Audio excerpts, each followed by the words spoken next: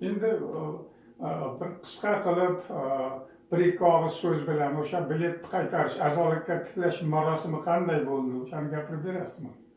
Oddiy ular meni taklif etishdi. Zalda qanaqadir bir guruh bor edi. Nazarimda biron bir o'quv yurtini talabalari keltirilgan bo'lsa kerak, ular zalni to'ldirib o'tirishibdi. O'shalarni oldida menga mana Gulchehra Nurullayeva yozuvchilar uyushmasiga tiklandi.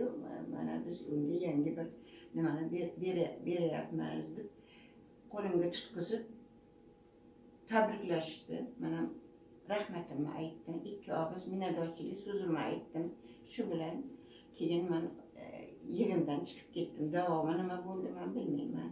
Tabiiyki, demak o'sha 2005-yilda mana shunday biletni topshirib ketuvdi.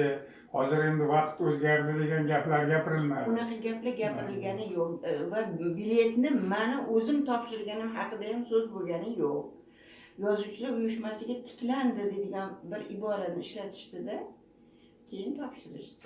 Men yana bitta savolni yozib qo'yuvdim. Hozir endi buni ortiqcha deb o'ylab qoldim buni berish sizga. Ya'ni savol shunday edi: qaytish yozuvchilar uyushmasiga oldingi shoira Gulchehra Nurullayevani muxlislariga qaytardimi deb so'ramoqchi edim.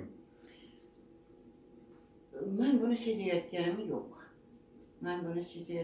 yo'q.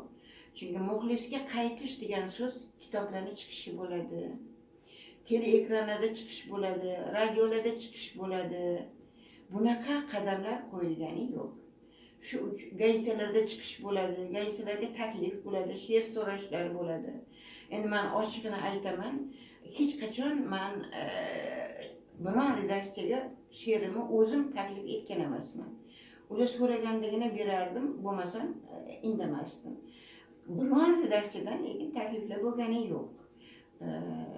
Shu uchun meni yozuvchilar so'ziga tiklashdimi, tiklashmadimi, buni natijasini, samarasini men ko'rayotganim yo'q.